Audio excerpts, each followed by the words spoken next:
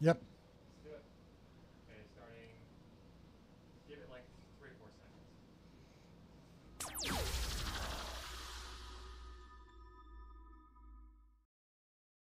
Welcome to the relaunch of SoCal Sports Report's weekly podcast. We are really excited. We've been in hiatus for a couple of months. We've moved to a brand new studio.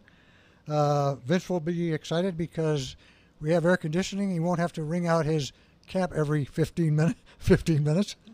And we are going live. We are actually live tonight for the first time in the history of this podcast, and we're excited about that. So before we go any further, I want to tell everybody to go on the homepage, click on the Be on the Show icon there, and you can go into the chat room, send us comments, questions, concerns that you have. We'll read those right now on the air during the show and get back to you with the answers on those. So we can communicate live through the chat.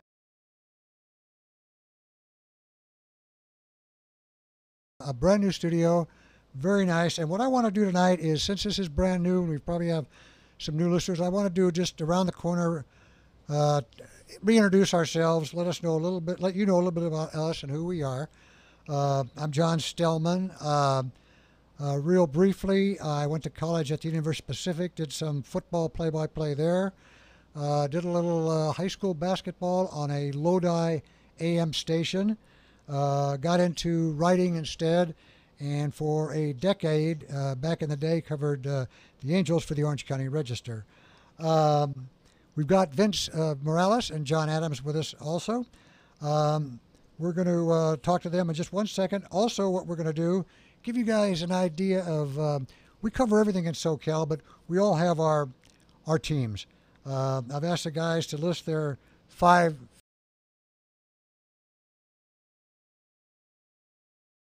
not in any particular order. I like the Angels, Lakers, I like the Rams, the Ducks, and USC football.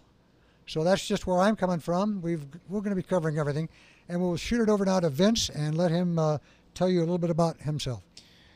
Hi, everybody. I'm Vince Morales, and born in Los Angeles but raised in Orange County. But I am an LA Dodgers, USC football, Los Angeles Lakers, Kings, and Rams guy. No Ducks and Angels for me. I'll follow them, but I'm not going to root for them. I got my start in sports at the University of Southern California at the student-run radio station. I was the associate sports director and got the opportunity, a good fortune to call two Rose Bowls, one of the first Pac-10 basketball tournaments when it was held at the Great Western Forum, and now it'll be my third year this fall. So I'm happy to be back and love the new digs. I'm appreciating it. John Adams, actually from San Clemente, California.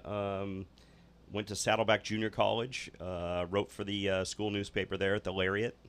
Went off to a small school, United States International University in San Diego, where I was able to play on the golf team there, and went off to be a professional golfer for a couple years. But then kind of got out of that, but follow sports on a obviously regular basis.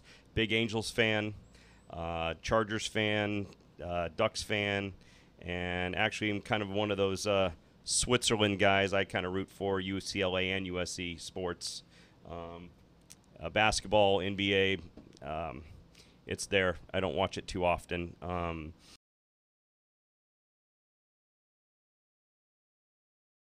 Other than that, big golf guy.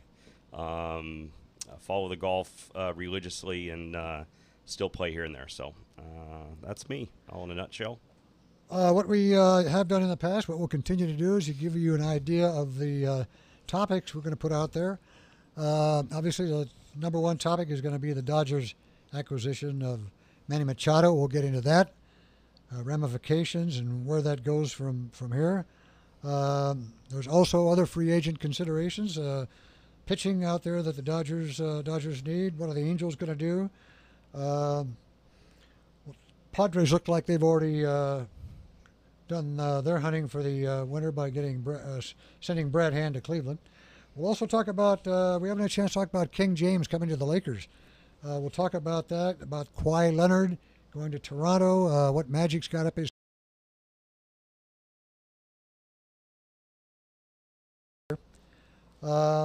Also talk of perhaps Kawhi going to the Clippers. We'll discuss that.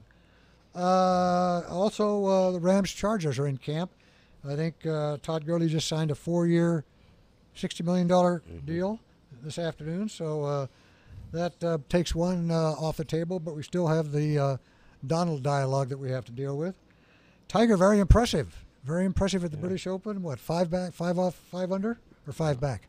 5 under, and he was 3 back. 3 back. So, but leading after this 10th hole. Exactly, on Sunday. On Sunday. Yeah. So where does that leave Tiger? I know the golf community, the networks are thrilled with that because there go the ratings right Ratings were huge. Yeah. Right through the roof. So we'll get into all these things and maybe some other items as well, and perhaps you fans out there might send us.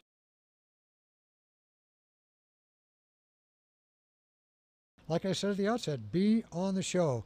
Click on that, go into the chat room, and send us your comments.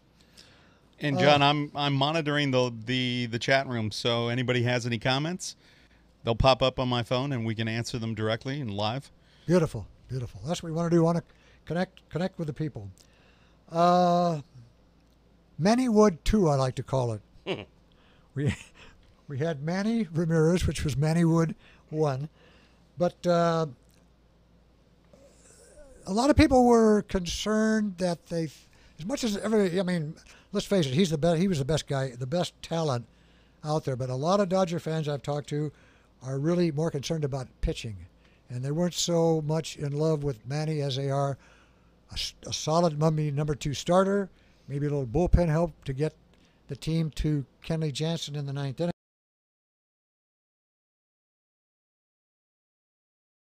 Due at the end of the year. Manny's going to be a free agent.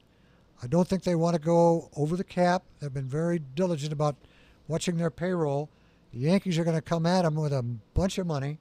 Do they? And where does he play? I mean, where does he play? I see they moved him to third base because Turner's on the DL. But what happens when Seager comes back?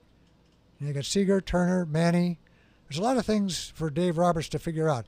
I know Vince has got his hand right on top of this subject, so we'll go right there and get his thoughts. Well, it's great to see Manny Machado in Los Angeles in a Dodger uniform wearing number 8. He was a Gold Glove at third, and obviously he wants to play shortstop.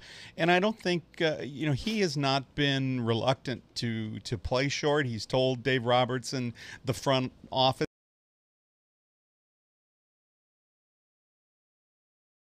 To remember now is the Dodgers need to stay under the cap this year, so they're not penalized at that 50%, competitive balance tax. That's what they're trying to do. Next year, all bets are off. They can spend $30 million on Kershaw, however many million on Machado. To me, that's the question. For a guy like Kershaw, who's had a lot of injuries, is that the best use of your money? When right now the Dodgers and the front office, it's a new brand of baseball. It's sort of like what they're doing, what you see in basketball. It's sort of positionless baseball, and it's sort of my starters only go 6 innings. And then we send it to the bullpen, of which I challenge most Dodger fans to name more than 2 relievers in that bullpen right now. So for me, I understand it's stay under the cap this year.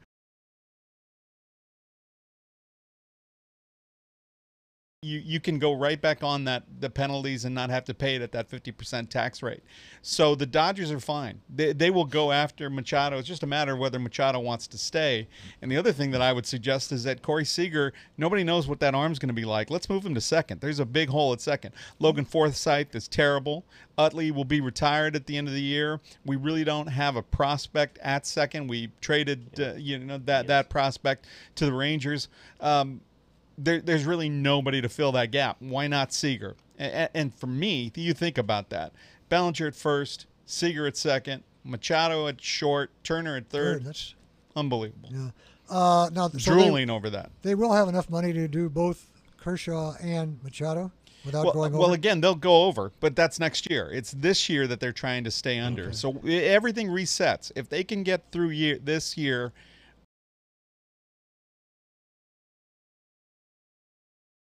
taxed at the 1 year rate, because once you're on that paying tax for X amount of years straight, Right. then your percentage goes up. So what they want to avoid is this year staying off that. So right now, I don't think they're going to sign anybody else unless they do some sort of equitable trade where it's X amount of money for the equal amount of money. They're not going to do any. I doubt they're going to do anything under, at the trade deadline. It just doesn't make any sense because they're barely under the cap now. But if they can clear the cap this year, it resets, Right. and so then they can start being taxed at the lower rate next year, and they can sign whoever they want. They can go after Machado, Harper, whatever Kershaw decides to do.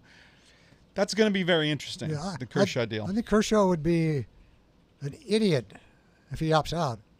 With the injuries and the back problems and the last innings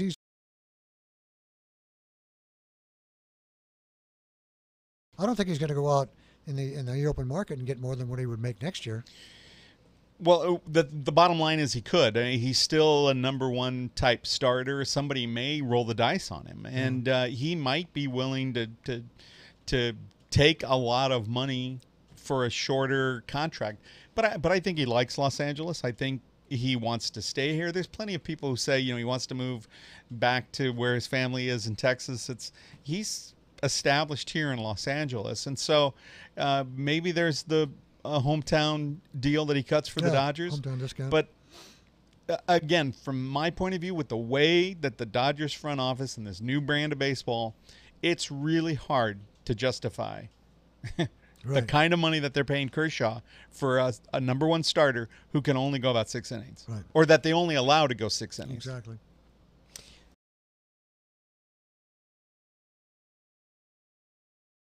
Actually, for the rest of this year, where they go, do they go to the playoffs? If they do go to the playoffs, how far do they go? Was he a big factor in the playoffs? I mean, before I'm going to sit here and tell you that I'm going to sign him for a big contract, I got to see what I'm going to get out of him. Look at Machado's been playing for the Orioles. They're horrendous. He'll play anywhere you want him to play because he just wants to play for a winning squad. And you can tell he's like re-energized. He's straight. He took a double into a triple the other day. He's really happy where he's at. So he's the first one to hold up his hand and go, you just tell me where I need to play, and I'm going to give you 110%. Because he knows there's money at the end of this thing, right? He just needs to make sure that, this team has gotten tremendously better with him. Is Turner too slow to play second base? Is that why you're saying if you were to...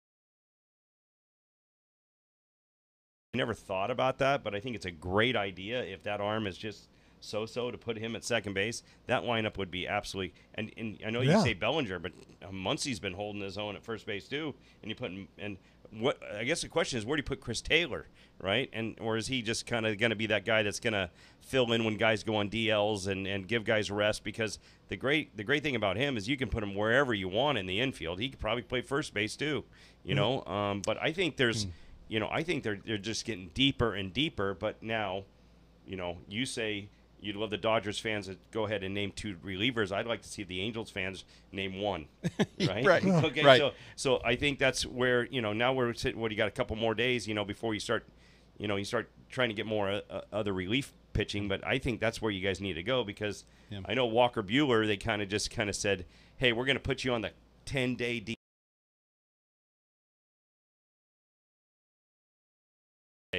And we'll bring you back, right? So I think the strategy right now is to make sure that going by the end of the season, all that pitching staff is healthy as ever, and you got it all locked in to how guys are going to set up and who's going to – well, you already know who's going to close. But I think just need to go out and get some more lefties and righties and kind of fill that relief spot. Now, who's out there? I know that the Dodgers have top 10 minor league systems, so they have guys to deal. So that's a good thing. Right, but they're not going to take on more money. They Right. can't they can't Exactly. do a deal where it's all minor league contracts for a guy like a Machado or somebody who has. They're just not going to be able to do that. Right. I think that the Dodgers may say, well, if somebody's on the market, we'll go over the tax if we have to. I think that's just a lot of hot wind. I think it's.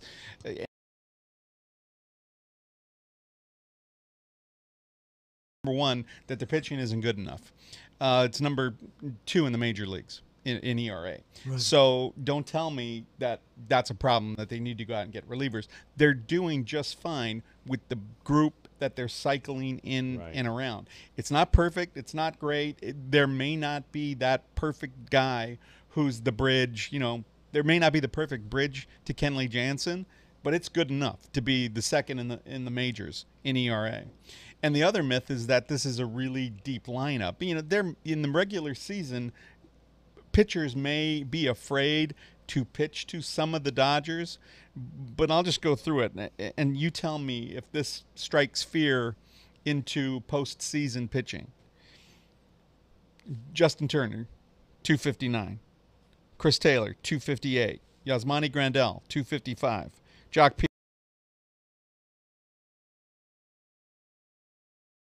6. Logan Forsythe, 217, and then Puig is at the top of the list with 265.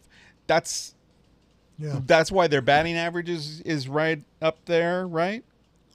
I think about 13th in the majors, middle of the road.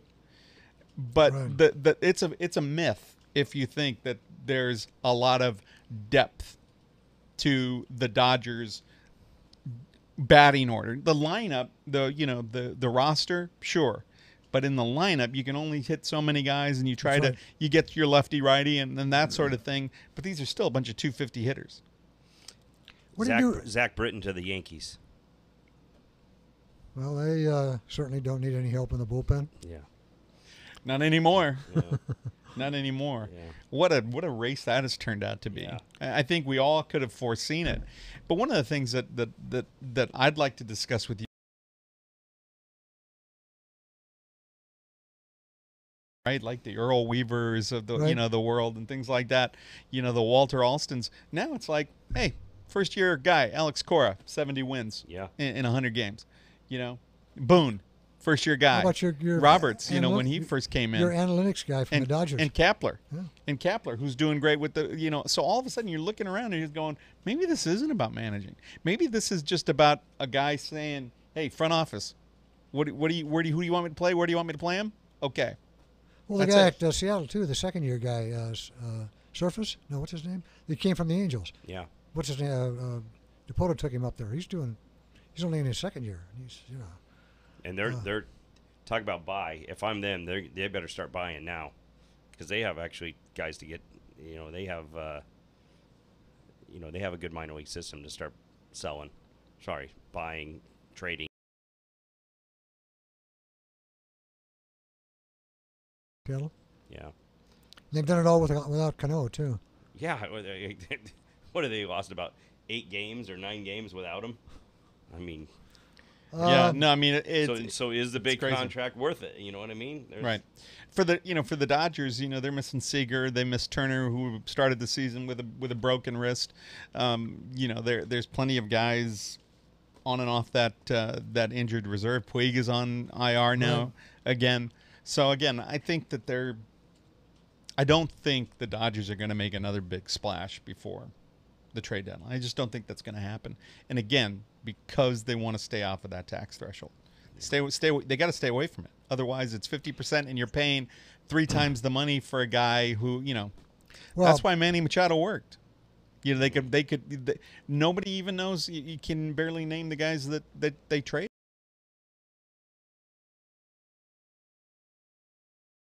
Was the key, but for them, they're already loaded in the outfield. Right. They've got Verdugo, and they've got a lot happening, and they're going to have money and some space next year to go Plus, after somebody. that class next year is going to be huge. Free agent class next year with Harper and all the boys. Yeah. There are going to be a lot of attractive. Because again, if the Dodgers can clear the space and reset the Yeah. cap threshold, then they can go after Kershaw. They can go after Machado and Bryce Harper. They can do that. Yeah. Because they don't care at that point. Because they're not paying. They're going to pay tax, but they're not going to pay it at that extreme. At that level. At that extreme percentage. Turning it to the Angels, I can't see. They're 10 games out of the second spot. I don't think I would. Well, I could see them. I guess there's only two guys that I actually could see him sell, which would be Maldonado and maybe Justin Upton, right? But what are you actually going to get for them, right? Are you going to get something to kind of look for the future that could help you, that maybe goes down to the minor leagues and kind of works his way up, and it's something that helps us in the future? But I could see Maldonado coming in as he's a great catcher, and he hits okay for a catcher, but he handles the staff really, really well. But again, the other two guys that you would think about who everybody's interested in is our lefties and Skaggs and Haney, and you just sat them for a whole year or year and a half to go through Tommy John, and now all of a sudden you're going to get rid of them. You can't do that, right? No. I think you just bite your lower lip. I'll be honest with you. I don't know if Socha is going to be there next year. I really don't think. But there's times where I see him kind of micromanaging and kind of making bad decisions. You can totally tell the analytics are getting involved here, where you took a pitcher out last night that only threw 69 pitches to what? Go to a depleted, a depleted 69 bullpen. pitches, I mean. That is, second in the league with most blown saves, and Right. and I just sometimes I don't understand the coaching philosophies, but you could totally tell that if you look at Bahia, I always say his name, Bahia's statistics is they don't let him see the lineup 3 times. I watched him against the Astros one day where he had 79 pitches, and they bring in Alvarez, and Alvarez walks the bases loaded. Altuve hits a 3-run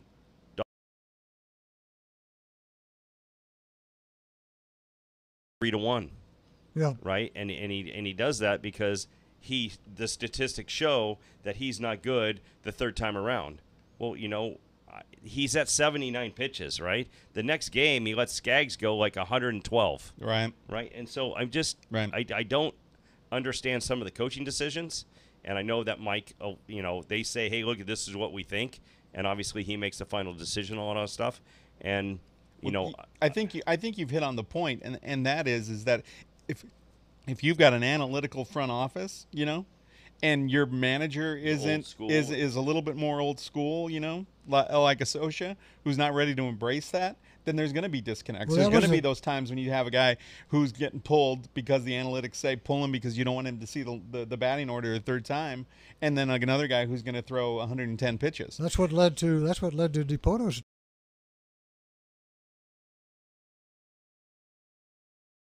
DePoto was sending down, all the information, everything that they needed, and Socha was poo-pooing and not using it the way he should. That's why Socha won that power struggle. Yeah, But so I see them not even battling for third place here with the A's.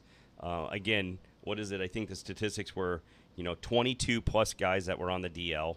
I think they have 11 at time right now as we speak, and the average of the players that are on the DL are 30-something days. So obviously, it's just a mash unit there. It's been like that for the last 3 years, Right, exactly. and it's not getting any better. And I just think it's a hit the refresh button. But again, I guess I'm going to throw this out to you guys. Do you trade Trout? Do you try to go get your 4 or 5 top prospects?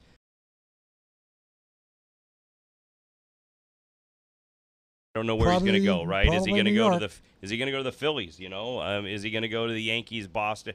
I don't know. I know he wants to go win somewhere. And you know what? He deserves to go play for somebody that wins. But I'll tell you right now, I would hate to have this go south and you don't get what you're supposed to get out of it. And I mean, it better be 4 legitimate Well, or 5 yeah. legitimate ball players. See, to me, that's the point.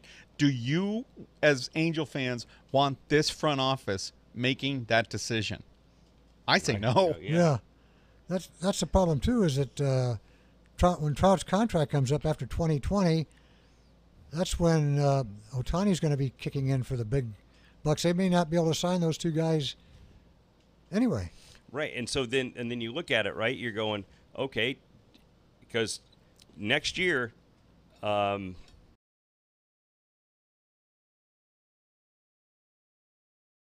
lot of money, right? Yeah. And you're gonna go look right at Trout's agent and go, or the Trout's agent's gonna go, my guy deserves that or more, Exactly. right? So, Yeah. I guess the whole deal is, we owe Pujols $90 million in the next 3 years, right? Right. And then you got Ohtani that's going to come on board. I mean, the network television deals are really good, so they're going to have money to spend. But again, you can spend all the money you want when it comes to putting a Trout in center field and Ohtani. Hopefully, he can keep doing this pitching hitting thing, but you still have to win. Yeah. It's just you have made some of the worst decisions with Vernon Wells and Hamilton. Gary Matthews Jr. And now this Pujols thing. All the stuff that he was great for the first fight. He's horrendous right now.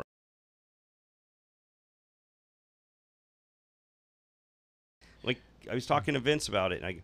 There's no one to sell. Like, really, there is nobody on this team who is attractive to go get. And just throw Mike Trout out.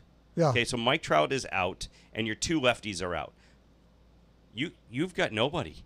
Kinsler's not showing you the numbers. No, he's been terrible. Simmons, I think you got to keep, right? His numbers are horrendous. He's I had barely his, over his, 300, I think. He hit 357 in April. He hit 277 in June or in May or in June, sorry. And right now in July he's 16 for 60 hitting 229. And he's 0 for 5 last night. And he's 2 for his last 17. I mean, it just goes on, Kinsler's hitting 167 with runners in scoring position. So Mike Trout doesn't even have anybody to drive in, and then nobody's driving him in. So it's and you can kind of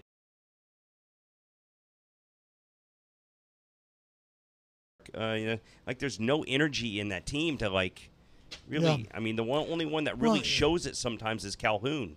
But what's he hitting? You come off a 14-5 win over Houston on Sunday, and you got the woeful White Sox who were 30 games under 500, 35 and 65 for 4 games, and then you got Seattle coming in. So now you think, well, let's sweep Chicago. We've got to beat Seattle 3 times. We've got to beat Seattle every time we play them now in order to have any chance to get to the wild card. And what did they do last night? They lay an egg. Right, and there he is. He pulls Bahia out with 68 pitches. He walked a couple guys. Okay, and then what do they bring in? They bring in this guy, just walks 2 guys, hits a guy in the head. I mean, it's just, it's actually frustrating to watch. What would you do with what do you do with Garrett Richards at this point? Are you going to re-sign him to? Nope. Not going to give you what you think you're going to get because you decide to spin your blood, and then you decide, oh, I should have got Tommy John after all that stuff. So now you're not going to get him for a year. Or a year and a half, right? 2020. So you know what? In order to accommodate guys like that, like the Dodgers, who collect Tommy John surgeries in their minor leagues and on their major league roster, you have to have a deep, farm system so that you can hide guys and hold them and rehabilitate them. Because there's 2 advantages to that. You can be patient with your depth and let them come back, and then you have them at a bargain. Or if somebody wants to take a flyer on him and trade for him, then you can say, well, he's already had Tommy John surgery. I don't care. See, that's why I think if the Angels don't have the farm system to be patient with guys who have had Tommy John surgery, you either need to them, because if somebody wants to take them off your hands, sell high. You'd have to, if you sign Richards, you got to just give him minimum contract with all kinds of incentives. This number of innings, this number of games. You prove it to me. Yeah. You can't give him any kind of a. Well, after free agency last year, where it seemed like sort of seemed like collusion a little bit. Like everybody's saying, I'm not going to sign big contracts. Right. I'm not, I'm not going to do that. We saw that with Hosmer. Sort of being delayed. But the asking price was very high. But teams with the analytics now are really assessing value a lot differently. They're paying different prices, and at some point, what is a Garrett Richards really worth?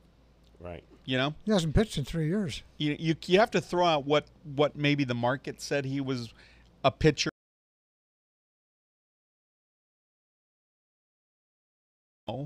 Like the Dodgers have proven and are showing by the types of numbers that they're putting up, that you can just get guys to fill in, and you can pay them these lower wages. They've made some big acquisitions. I mean, the Rich Hill, nobody, but he's still throwing. He's eating, he's throwing a lot of innings. He's been really solid. He's not my ideal number 2 guy. He's 38 years old, but he's working for you. He's working. He's wily. Yeah. So, and then a guy like Stripling comes up, and they might put him back in the bullpen. They might. But he's been terrific, just like Wood was last year. Except at the All-Star game. Yeah. Yeah, exactly. So for the Angels, I personally don't want to see them do anything with this front office.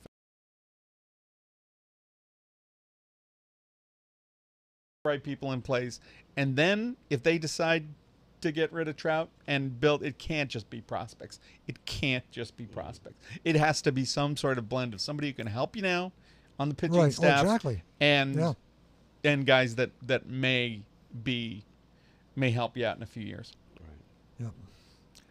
Yep. Want to remind people again, if you're just tuning in, we are live, and if you want to comment on anything that we're talking about, make a question, dispute with us, go to the Be On the Show icon on the homepage, click on the chat room, and send us a message. Vince has got his iPad right there. He's ready to... I've got it. We've got some input already. If we want to pivot to the Rams, we can start talking about that, and we can talk about what we're hearing live right now from our listeners. You want to do that? We were going to go with King James. You want to go to the Rams? Yeah, let's do it. Let's do it. We've got a question, and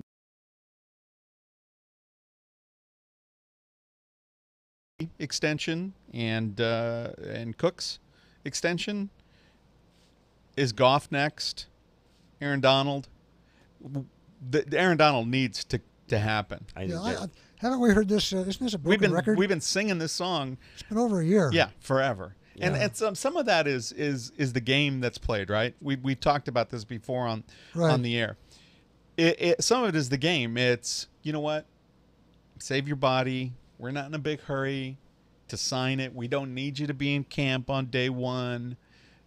So there's no disadvantage to having Donald out first day of camp, right? There's just no. I mean, if he wants to hold out, save his body, save some wear and tear, that's how it's done now. Right? For other guys, it's a little different. But Aaron Donald's going to show up fit whenever happen. Goff, what's his? He's still on his first contract, right? Yeah, he's, exactly. He's tied up. I think he's got 2 more years. Yeah, Mm. exactly. But again, the point is that if you really want to solidify your things, Gurley was the right way to go. They just need to do it on defense. Right. Yeah. Right. I mean, you're about to walk into a brand new stadium. You need Donald to be on that team. Exactly. Because that just really starts. That defense starts there and then works backwards. Yeah. So I think it's really important that you try to find a way to do that, because you need to be opening up that stadium and walking in, and your team's guns a-blazing, right? It's contending. Yep. It's a playoff team, Yep. which, it is, working in that direction, right? I think it's going to be very exciting in Los Angeles this year, because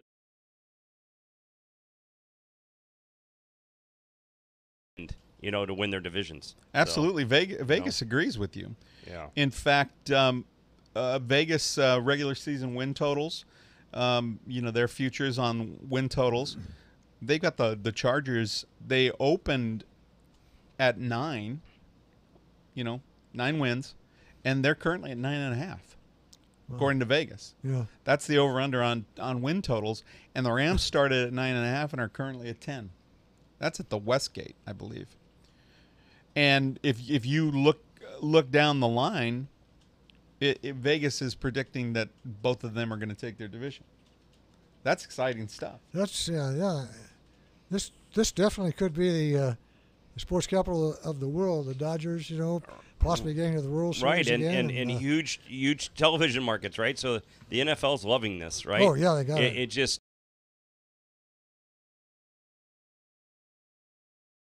produced, but it has a potential if they would love it if the New York teams could do the same thing, right? I mean, you're going to get whatever you're going to get out of Boston and New England, so that's going to be a good thing. But having these big market teams contend, it was just like the NBA playoffs, right, last year, right? Yeah, exactly. You didn't have any LA, New York, Chicago. Nope. You had any of those teams, right? So it just kind of was mediocre at best when it came to, and obviously LeBron will keep that going and help out with those ratings. But I mean, New York and Los Angeles need to have.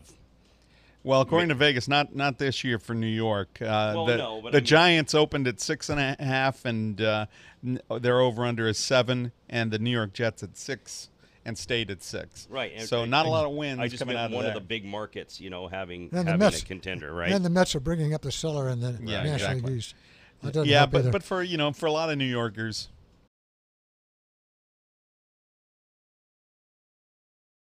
competitive. So you never know with that whole deal. So, but yeah, I'm really excited to see how our NFL teams do. And I've always been I was a Rams fan. Then they went to St. Louis, and I said, I'm done with you. And I went down south, became a Chargers fan.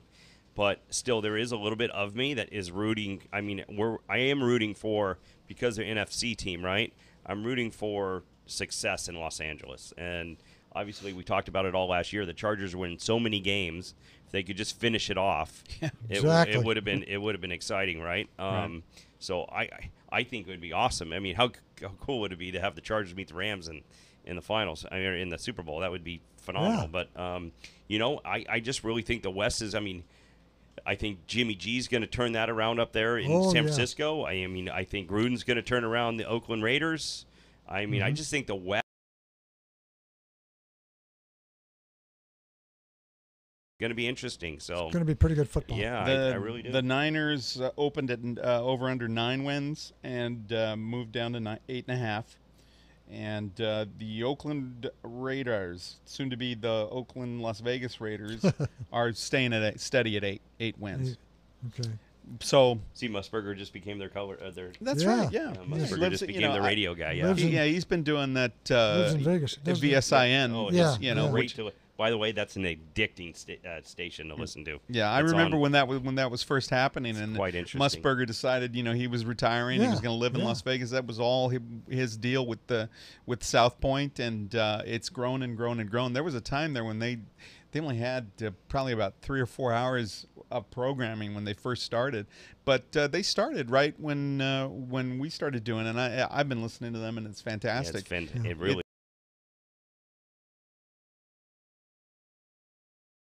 From Montana, it's too hot in Vegas. I got to get out of here. So, but I love him. Gil Alexander's terrific. Yeah, and it's very entertaining. Yeah, and you can get a lot of good gambling tips.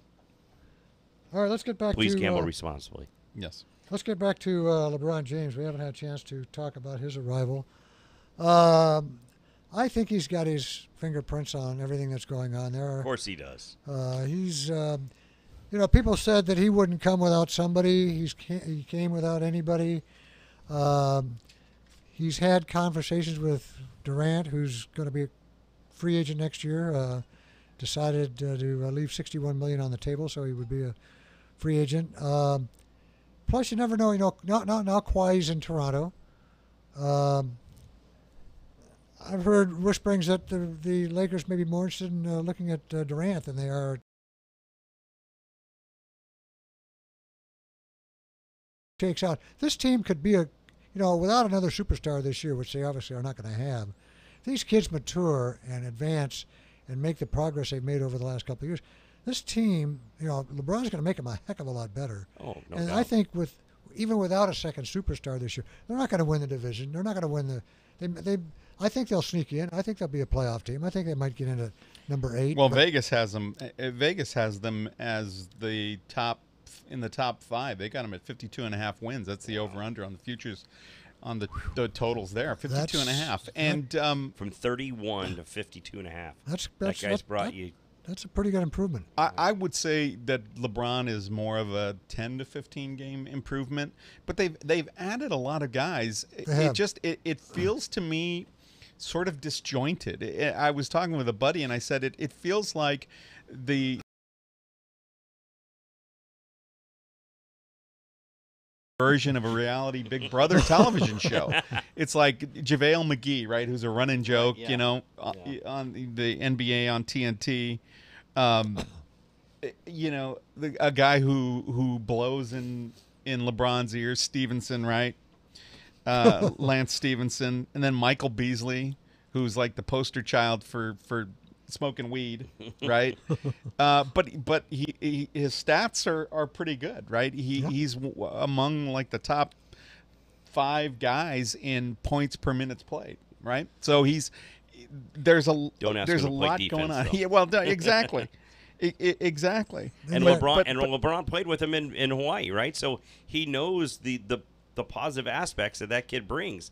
I remember when he's at Kansas State, right? He filled it up, and I just don't know if he saw eye to eye with some of these coaches, right? Last year, right? I think it was. I think he finished with the Knicks last year.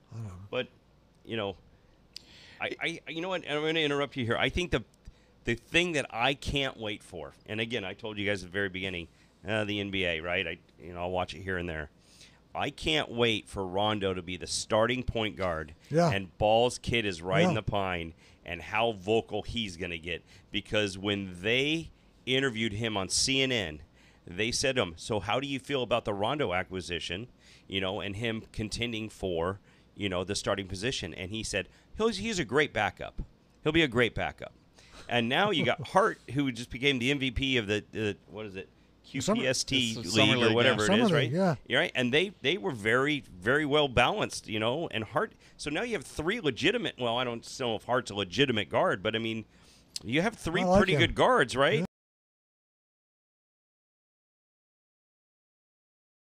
Showed that he can take it to the hole. He can score. finish. Yeah. And that he's starting. Hard-working guy, right? Yeah. So I'm just I can't wait for that whole Rondo Ball situation. That's going to be and how Magic handles it. The thing that we're seeing again, things are changing so much in sport, and how the analytics in baseball and in basketball, it's sort of like positionless basketball, right? Is LeBron going to be the center because it's a drop off? It's JaVale McGee or Zubats. Right? That's it. Yeah. That's our centers, right? Yeah. They couldn't even sign Lopez, which I thought was hilarious, because all he wanted was what did he get, like $4 million? He got $3.5 million from Minnesota or Milwaukee, whoever it was. I guess they didn't want him, or I guess LeBron didn't want him. I like. But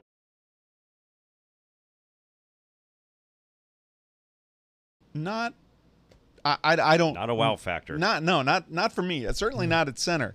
But again, there's some intriguing lineups there, right? LeBron at center, Kuzma at the power forward, Ingram at small forward, Hart at shooting guard, Rondo and Ball. That's a small but very intriguing lineup, right? And there's plenty of other guys. There's KCP, right? They re-signed KCP. Right. A lot of people forgetting that. That's a big deal. Yeah. There's some scoring there, some proven scoring. What they've done is they've really improved their bench, right? Their depth of their bench. Yeah, they but got more now, depth. I guess the whole thing is, does the run and gun still come into effect, or now do they kind of sit him down and say, LeBron, what kind of offense are you comfortable running or being in? Because I don't think it's right to just beat his body up and down that floor on a running gun.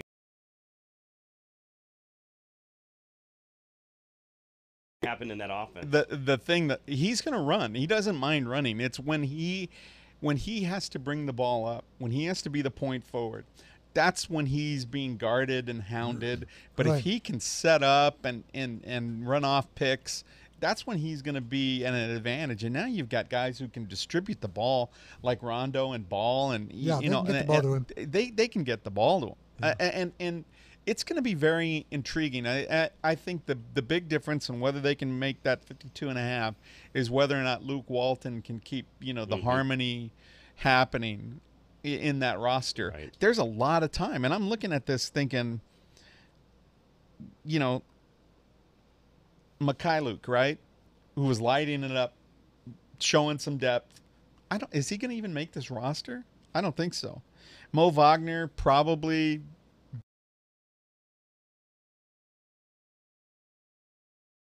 offensively in anybody, right? No. And he's not a big body, and you can move him off his spots, and he's sort of a stretch 4 guy, but not big enough to play the 5. And again, it's going to be very interesting to see. Again, positionless basketball, right? Can they defend enough to win 50-plus games? Does Walton have the experience to handle all these egos and all these personalities? Well, I think there's only a couple guys you got to really worry about, right? I think it's going to be like Beasley? it's going to be Luke Walton, your coach, and LeBron James, your assistant coach, right? That's right. And the only ego you got to worry about is probably Ball, right? I think everybody else, and then kind of see what happens with the kid from Kansas State. But I think that Beasley, yeah. So I think there's going to be a lot of stuff that's going to be. I think they're bringing in mature guys, right?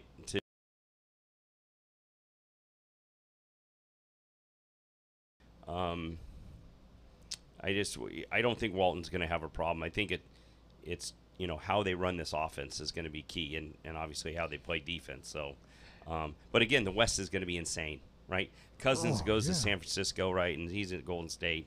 That team.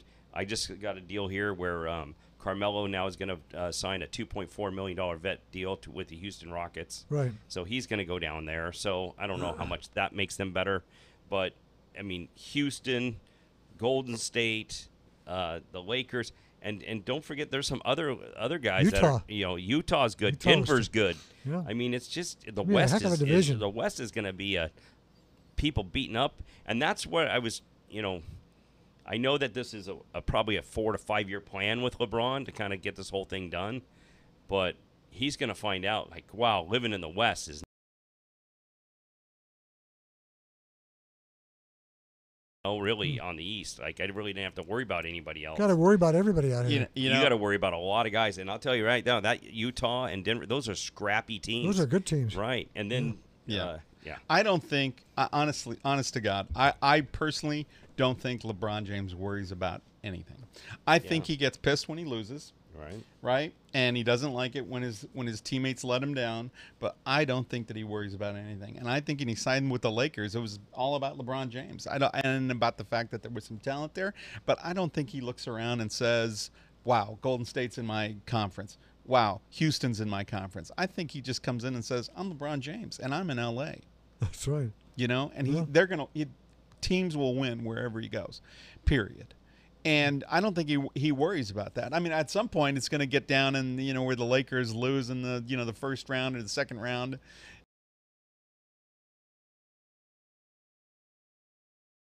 He's on a 3-year plus a player option year. But he's not waiting around that long. This team's going to be competitive immediately, and it's all about the tweaks. It's all about what happens with this and what happens there. And you look down at that roster, and you think, boy, if they could just unload that Luol Deng contract, right? Yeah. Right? Christmas. If they could just unload that. Yeah, that is just an albatross. They won't. They won't be able to. They can't. They'll have to stretch it. Stretch it, yeah. They'd have to stretch it. Just stretch it and eat it. 18 minutes in the season opener last year, and that's the only time he played. Never played again. Never saw him again. It doesn't seem totally fair because he seems like he's a really good guy who handled it well and didn't say anything publicly about it. Right. It doesn't seem fair. But why was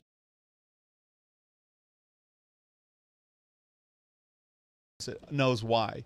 I think that at some point everybody else looked around and said, what the hell was Mitch Kupchak doing? Yeah. And it's more punitive to Mitch Kupchak. It's more an indictment of Mitch Kupchak but it's more punitive to Luolde. And now you can't unload him. And now that poor guy, nobody wants you know, nobody's going to take that. It's Yeah. too big of a contract. Yeah. But at some point, you know, if they get him off get it off the books and stretch it over, you know, they take that stretch exemption, they might be able to, you know, somebody might take him.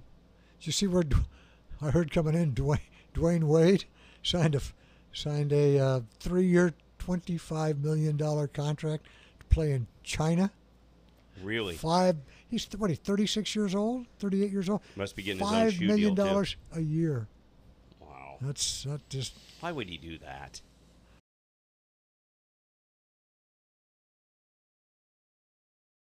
Opt out of that, but Do you guys think there's any chance Kawhi would end up with the Clippers? Sure. I think if there's any truth to the fact that if there's even an inkling of truth that he would rather not play with LeBron, that he wanted to be the big guy, the number one. Yeah. Then why not? Yeah. What's funny is there's no Clipper talk at all, really. Huh? There's nothing really going on there other than There isn't. re-sign the coach. But the thing I think with Kawhi is I think the Lakers are loving this because I think he really does want to come play with the Lakers. But now they're going to say, okay, you show me that you can get through the whole year and not have an issue, right? So that was the whole thing with like maybe Cohen and getting him to come over and doing this whole big trade thing. Obviously, that would thought like I don't know if he's 100%. I really don't know if he's really 100% healthy. And I like the idea that he's somewhere else and you get to monitor him for a whole year and see how he does. And then, you know, if you want to unload, you unload or go after and get him.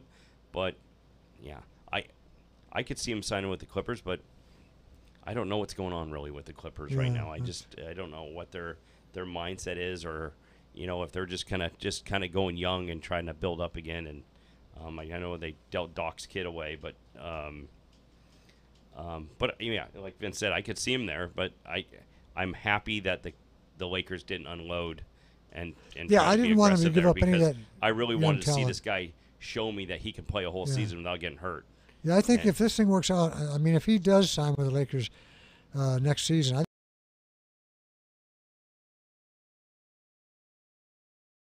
they're familiar with LeBron now. They know how to play with him, and you bring Kawhi in. And you see how he's doing medically, right? Yeah. So yeah, no, I wouldn't have given up Ingram and all those guys for.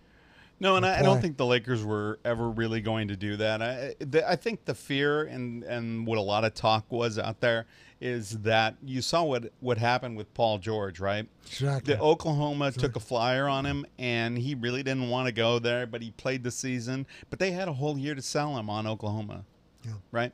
On OKC, right? They had a whole year. Same thing with Kawhi. Toronto's just saying, we're going to sell him, right?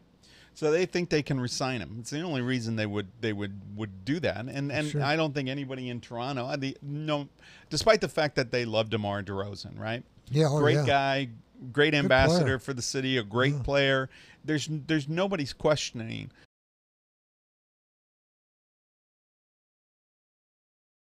If Kawhi's healthy, they're a better team. I mean, Kawhi is a top 4 or 5 guy.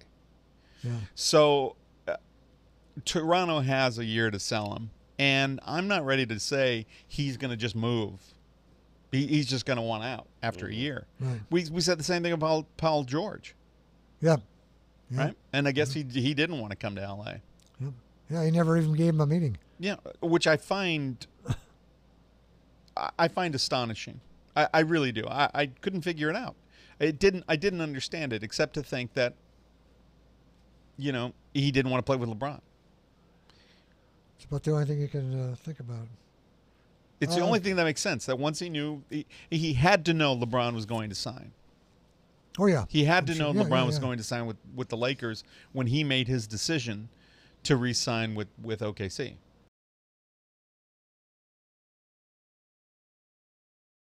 Do you think Ty Lue will hold his job next season now that the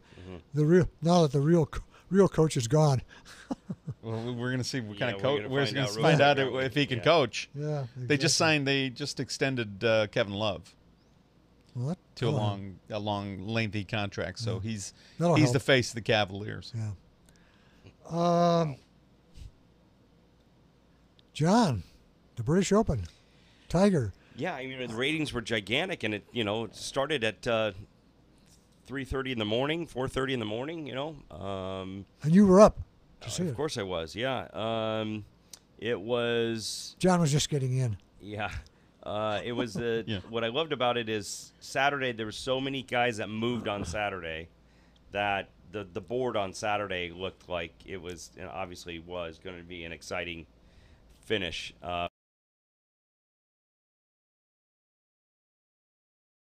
Into contention, but the wind had switched on Sunday, and on the first hole the guys were driving the first hole, and on the second day it was dead into their dead in the face. So it was the natural wind that Carnoustie gives you was on Sunday, and that's when the teeth came out, and not a lot of guys broke par.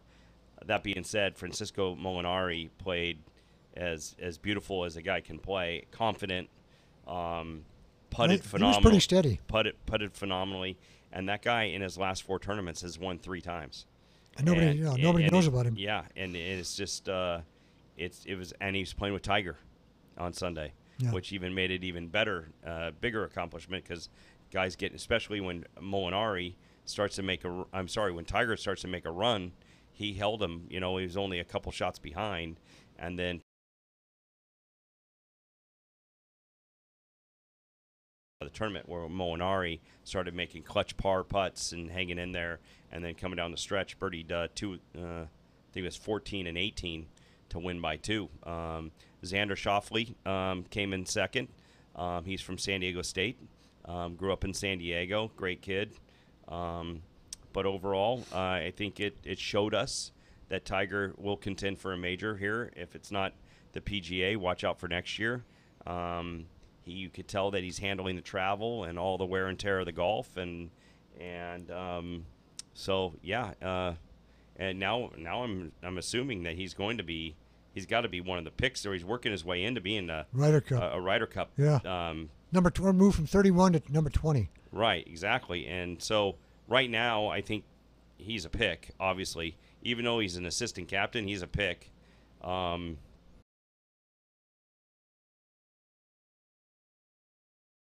2000? 2000. Yeah, I think it was 2000. These were the highest ratings since 2000. Yeah. For golf. I mean, he moves the needle. He does. No doubt about it. He moves the needle. Yeah. And so it was fast and hard. You saw the golf course was they've had unreal weather in the UK for the last month and a half. So obviously very burnt, very fast. They said when it rained a little bit on Friday, I think it was Friday, it actually played legitimately, or what the way they thought it was. Bunkers, they knew if they hit it out of bunker, it wasn't going to get there because of the wetness. But overall, I thought it was a great open, and it's now at Royal Port Rush.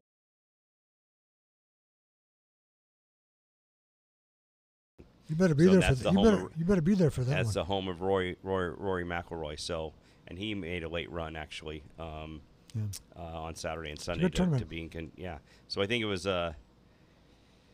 Molinari first, and I think there was 4 guys at second and 4 guys at like 6. So the Tiger came in at 5 under.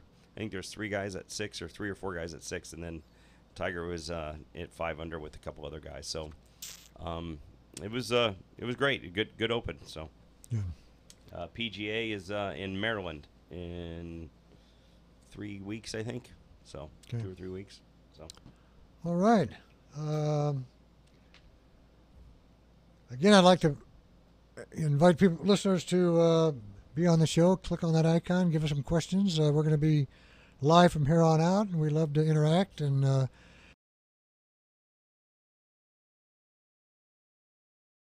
That and I can't. Anybody else have anything that we need to address?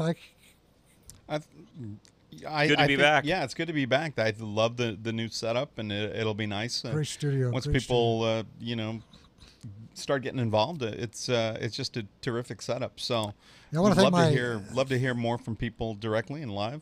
Yeah, I'd like to thank my son Justin, who's our producer engineer, and been with us for the whole hour today, making sure there were no glitches or problems since this was our first live show.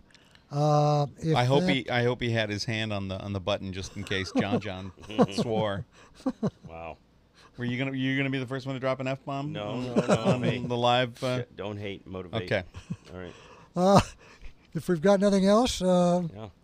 we are out. Good night. Peace.